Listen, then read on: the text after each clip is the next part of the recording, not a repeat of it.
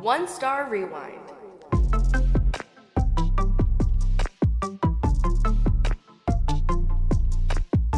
All right. Hey, everybody. To everyone out in the review world, my name is Cory Dickman, and I will be speaking with Jared Dauenhauer today on One Star Rewind. Jared is an owner of an escape room in Murfreesboro, Tennessee, and he'll be talking with us about a review he received about 4 years ago that is pretty negative, but it really shows how it shaped his business and where he's at today. So I hope you enjoy the episode, and let's go.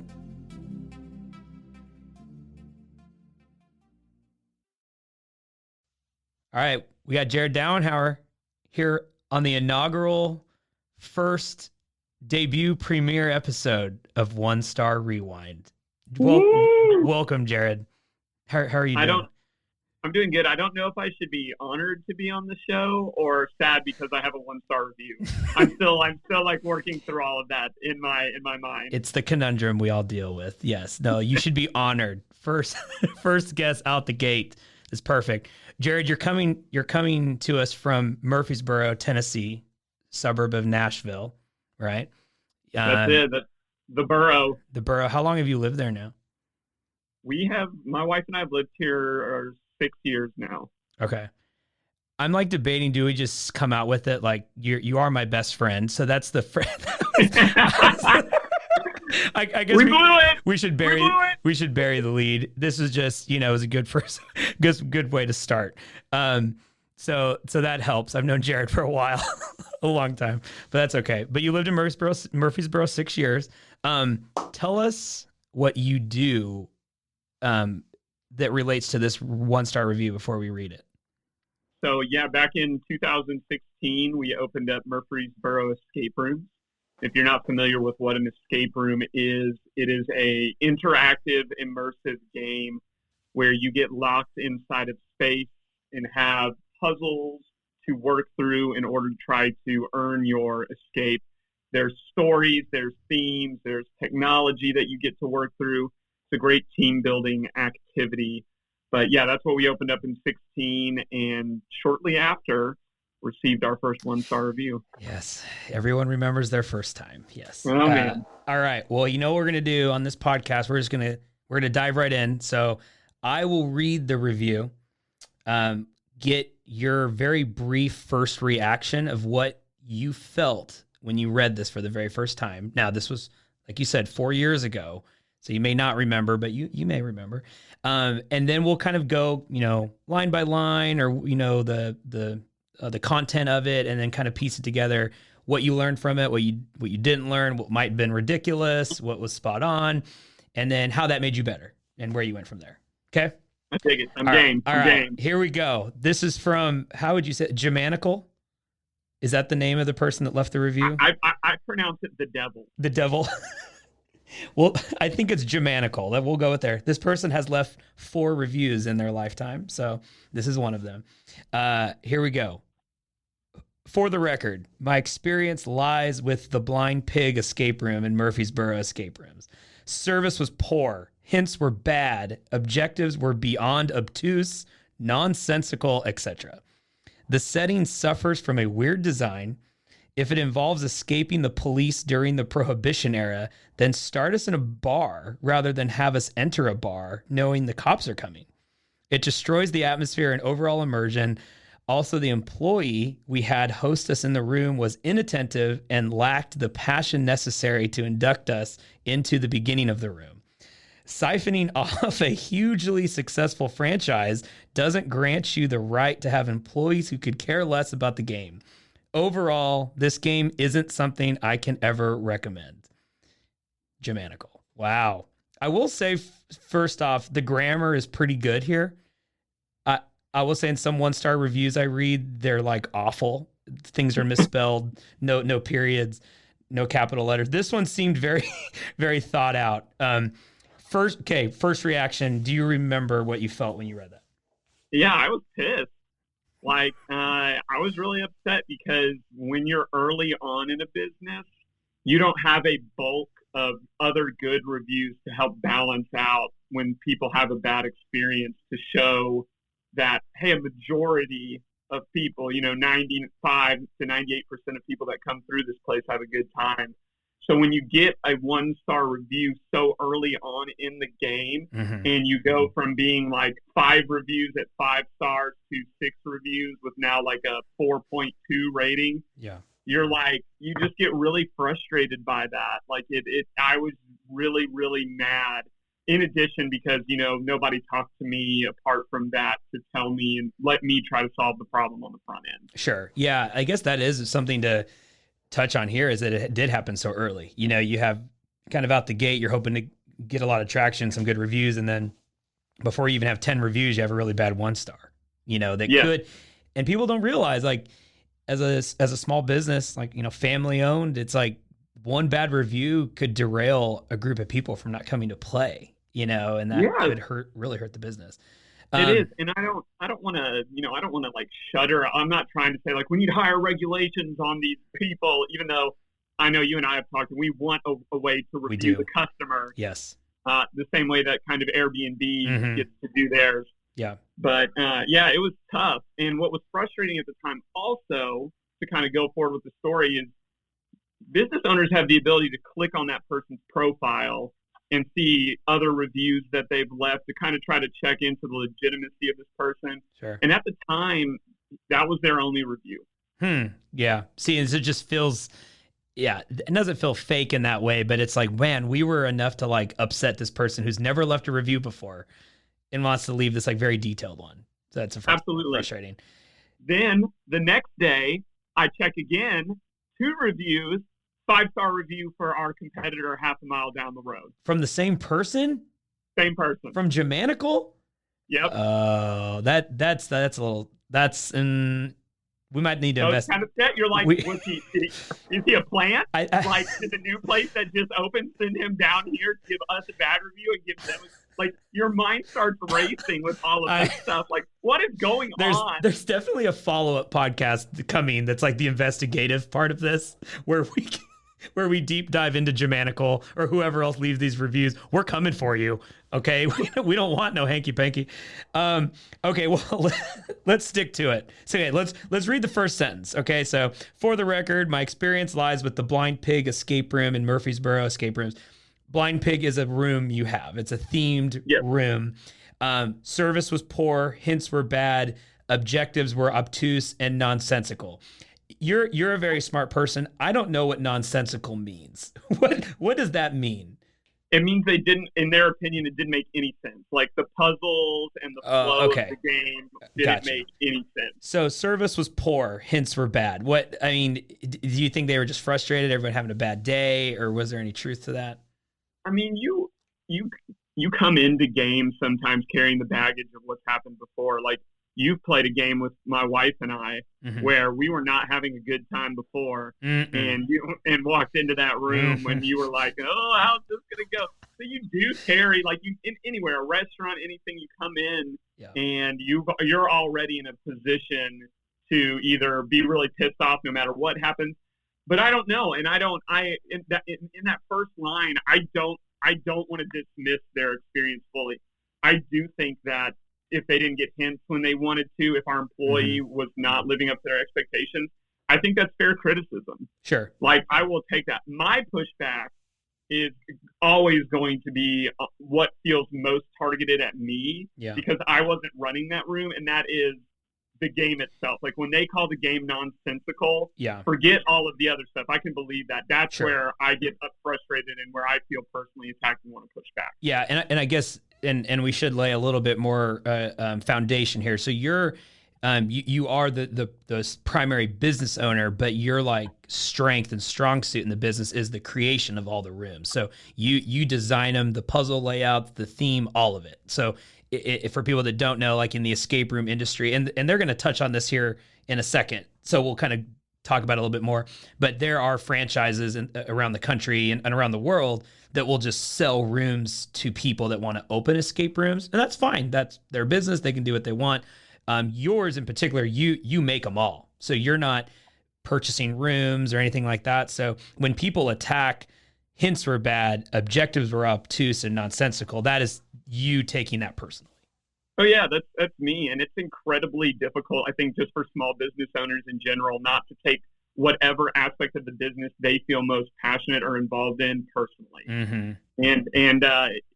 it will ruin a day for me Yeah. to see something like that. Like I can deal with customer service, I can deal with all of these different things. Don't trigger me as much as, well, that game was designed poorly, or anything about the game itself just really sets me off. Yeah, no, for sure. And I think there's always going to be parts of reviews, yeah, that hit you a little bit differently than other parts. So, okay, let's go to the next line. It kind of is around that same theme, but it said the setting suffers from a weird design. If it involves escaping the police during the Prohibition era, then start us in a bar rather than us enter a bar knowing the cops are coming. I love when people like to dissect things they don't really know, and they're more of a historian, or they understand the theme better than the person that built the room. But when you read that, is there just like tons of pushback, or are you like, well, yeah, I guess we could have done it that way? No, this is the part whenever I see a review that starts going into like more detail later on. I think customers always gripe about what makes them upset first in the review. So you very clearly had a bad customer service experience first, Mm-hmm. and then that led into, well, we're gonna gripe about everything. Yeah. So then you're gonna gripe about the puzzles in the hints because that's dependent a little bit on your customer service. And now you're so mad to the point where we're dissecting the story that we have put you in, to the point where you're going to tell the creator what would have been better, and not even in a constructive way. Like, Yeah. you want to come to me in a constructive way, that's fine. But now you're just a pissed off little kid, and you're just telling me what you think. So I don't even really care what they say about that. Like, Yeah. I've never rethought that part of the review. That's just like, okay, now we're in the space where you're just ranting. Yeah. And I've played, okay, so I'm cheating a little bit. I've played this room. You start outside the bar, right? Like, You do. so I wasn't alive during Prohibition, but I would assume that it's very like, you're not entering to something you think there's alcohol, and then there's like a hidden door or a downstairs area, and then there's like a secret area where you can drink alcohol. Why would you start in a bar when there's Well, Prohibition? Well, that's okay. So, in fairness to this review, this room has, and kind of, I think we'll talk about this later, like where we've gone from this review. This game has had two different formats, Sure. we'll say. Yeah. When we first opened it, we were working with a company that did primarily like theater set design. Mm-hmm. So the set design wasn't as nice when G Manical played it versus Sure. what we'll talk about in a little bit. Yeah. And the story was a little bit. The story Yeah. originally was you need to sneak into a speakeasy, get something, and get out before the cops arrive. Yeah. Which in my mind still makes sense because speakeasies weren't allowed then, and I just think they're getting way too deep and just being upset. You kind of have to put yourself in their shoes for a second and like understand like how upset they would have been. Like, do they leave and write it when they're in the car in your parking lot, or do they go to the bathroom and sit on the toilet and write this review before they leave? And to go this like, oh, I'm going to talk about the Prohibition era and how they like, man, you were really upset. Like, to why'd you get so worked up? And clearly if they go home, they probably cooled off a little bit. There's always the infamous, maybe I'll get a refund out of this if I write a in-depth review. But yeah, I don't know. That's the part that kind of, as you read like the middle part of this review, it's kind of where the meat of it is. It's like, man, why'd you get in so much detail? You must have been really upset, or something was going on. And quite honestly, and I personally believe this, it's reviews that you aren't willing to have a conversation with the business owner. They're just to make that person feel better. Like, they don't have any interest in making the business better, other than unless you feel like you're some type of alert dog to the public to say like, hey, stay away from here, this and that. Like, if you really want a free game, if you really want to make the business better, Yeah. you get to the owner, like Yeah. you get to the management. Like Yes. it's for sad, immature little kids to write what they want to write and troll.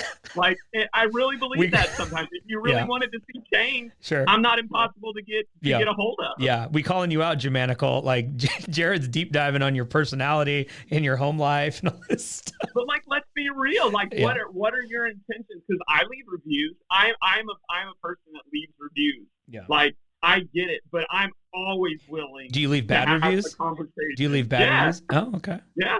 Like, but I only do that to get their attention. Yeah. And then if I get their attention and can have a conversation with them, I'll take it down.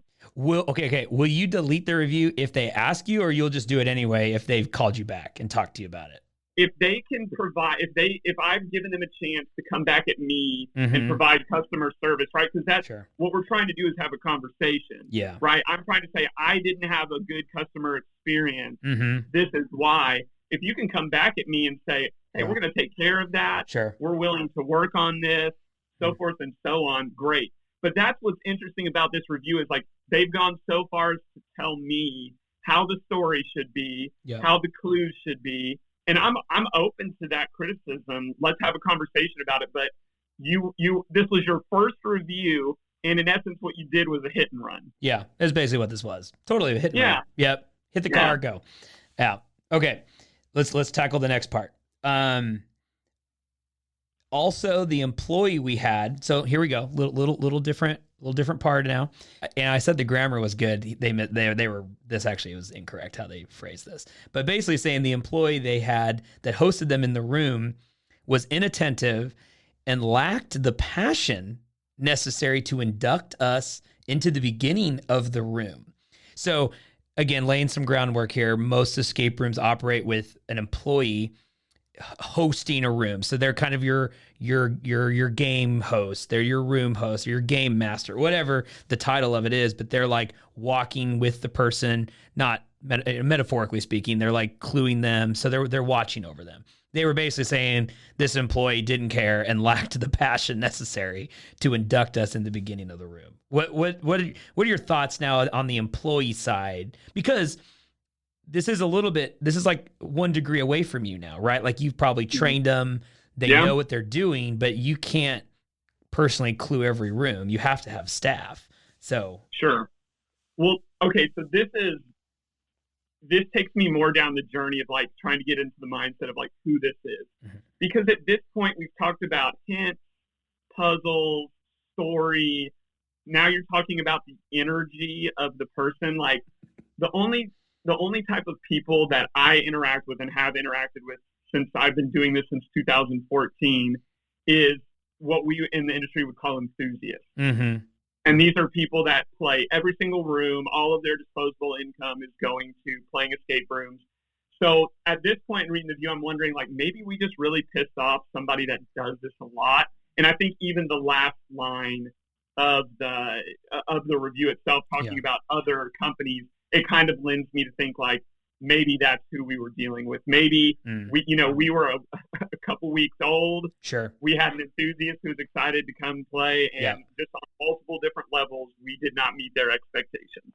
Which is like, it makes sense. A brand new room opens up. This. It's like if you're an escape room enthusiast, you play every room. You want to tell friends about it. You're like into it. So when a new company opens up, you're like playing every room, right? You've seen that where they'll play every room you have in a weekend, Yep.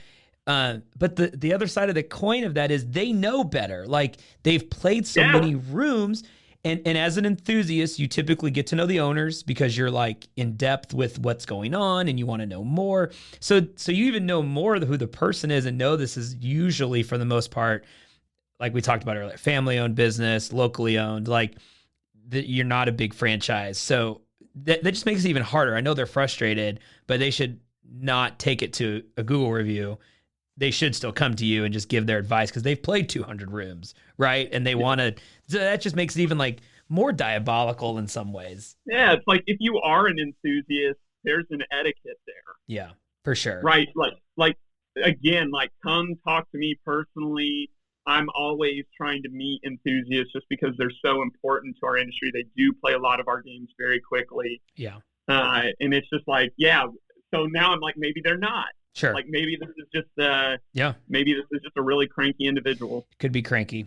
And we already kind of dove into their life too. We know they're you say pathetic? No, I can't remember the term you use. I think I'm putting words. Pissy little kid. Pissy little kid.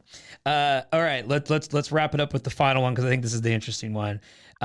You alluded to this, but they said siphoning off a hugely successful franchise doesn't grant you the right to have employees who could care less about the game.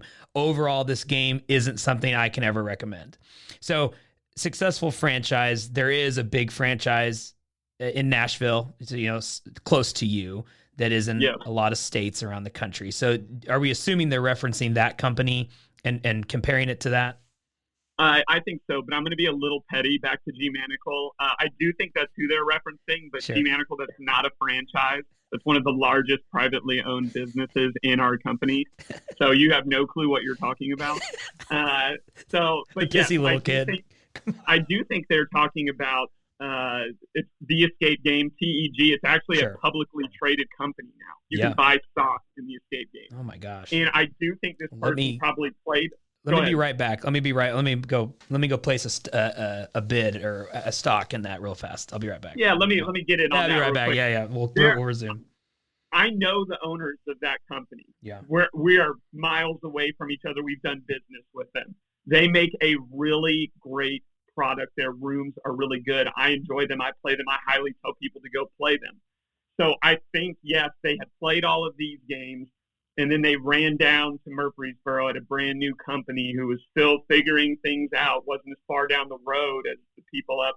And there were expectations set by that company that are good expectations. Don't get me wrong. They have a good standard of business. Yeah. And then they ran into ours, and we just didn't live up to what was happening. Well, and it was interesting. They didn't say, siphoning off a huge successful franchise because of the way the room played or looked. They did that to say that doesn't grant you the right to have employees who could care less about the game. So they were comparing the big dog's employees to your employees, which is weird. Well, I took it very personally because what I heard them say is you're a cash grab business. You don't give a damn about doing anything well. Mm-hmm. You saw the big boy up the road, and you thought you could just throw this together and take my money, which you did. But if you know me at all, like that, I'm all about the industry. Yes, I love it. I know all the major players. Mm-hmm. I care deeply about the escape rooms themselves. Yeah. And that was just like the final twist of the knife from G-Manical. Yeah, G-Manical had to. I tell you, there was thought put into this. Like, this doesn't feel like a rant 1-star review. This was like, I'm going to type this out. I'm going to say how I feel. I'm going to probably edit some few things. This probably took 20 minutes to write. Like, they really put time into this. So, okay, we've read the review. Like you said, it happened early on. Tell us where. So remember, this was the Blind Pig room. They specifically played that room, reviewed that room. Where have you gone since then? This was 4 years ago. Sure. Did you take anything from this review? Did you just disregard it? Like, how did that affect the future?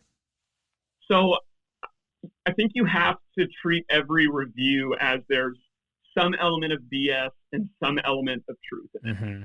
Every 1-star review, you can't just completely write them off unless you can identify that the fact that they are trolling 100%, they didn't even play. Yeah. We had another review that was like, 2-star review, bad customer service, worst rooms, like, I'll never go to the Marriott again. And you're like... The Marriott? You're like, wait, what? Like, when did we open up a Marriott? Like, how did I get, like, things like that? Yes, I think you can completely write off. But I agree with you. Like, they took some time. Yep. So you're less mad, but then you have, as an owner, you have to come down off of that and say, like, what's legit, what's not. Yeah. So in 2017, based on just feedback and looking around at other comparable industries, like, we decided that we were going to redo three of our 3 games at the time, and the Blind Pig was one of them. Okay. So we found somebody who could do the set design better, but we did not change the flow or the puzzles of the game. Mm-hmm. All we did was up the set design, Sure. reformatted a couple of things. Like I said, the customer service, all you can do is go to your staff and say, hey, let's work on these things. Let's try to get better from it. But I have always held on to this review. This review has replayed in the back of my mind. This has fueled you for years. Fueled you because I'm like, I wanted to know what was true of it and what was total BS.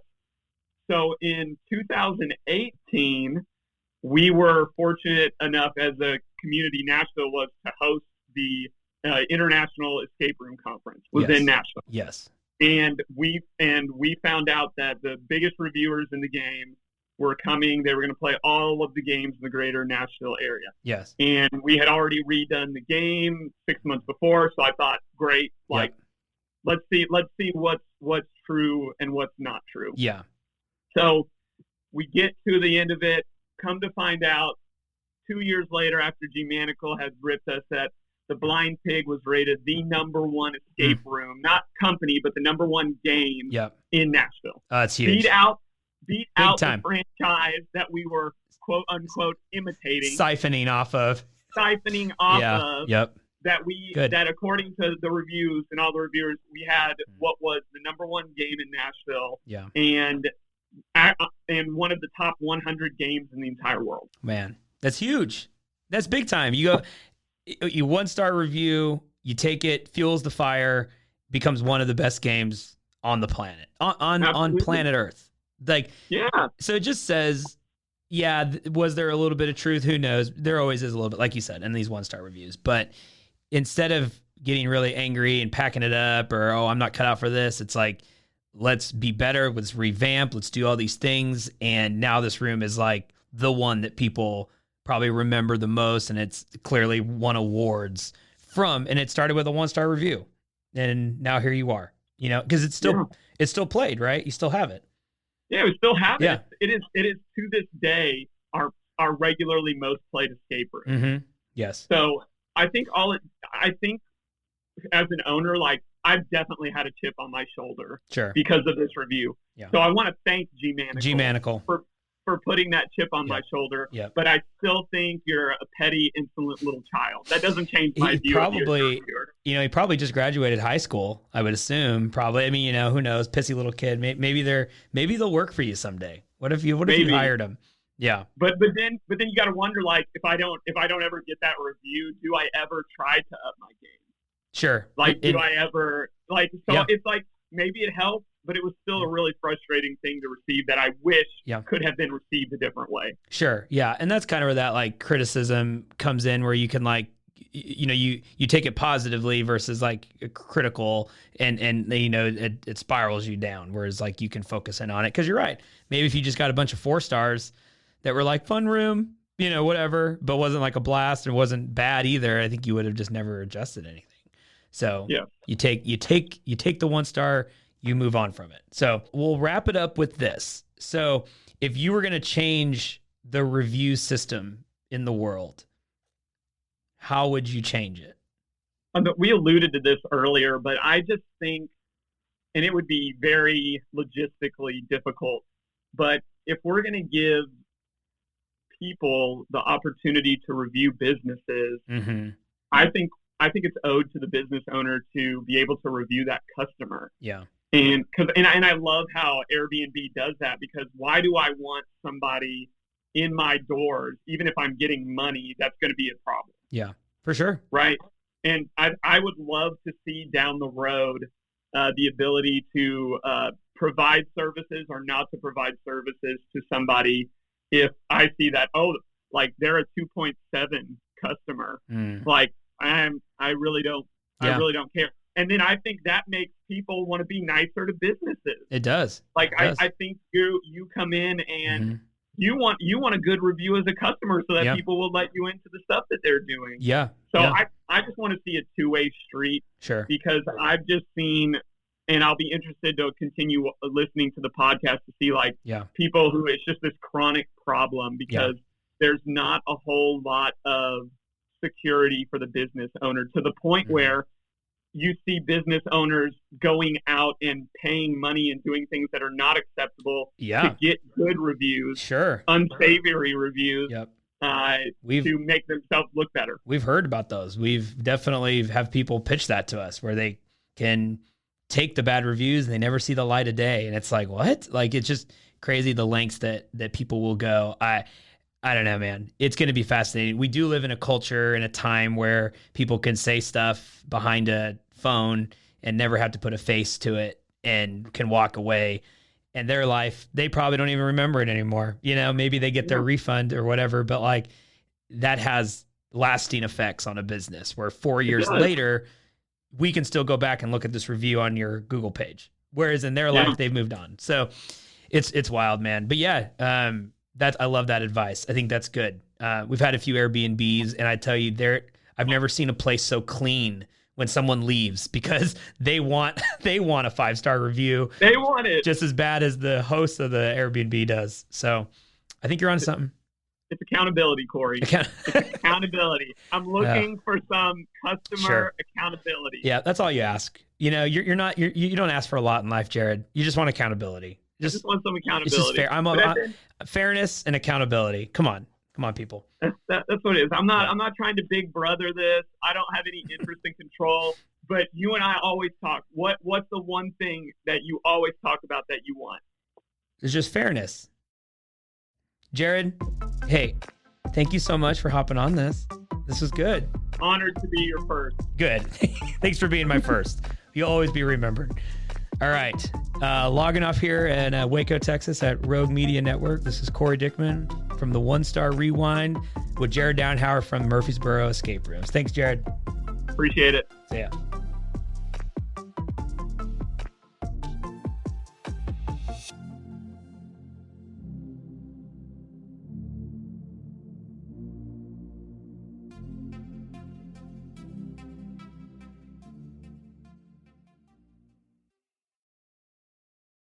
Pissy little kid.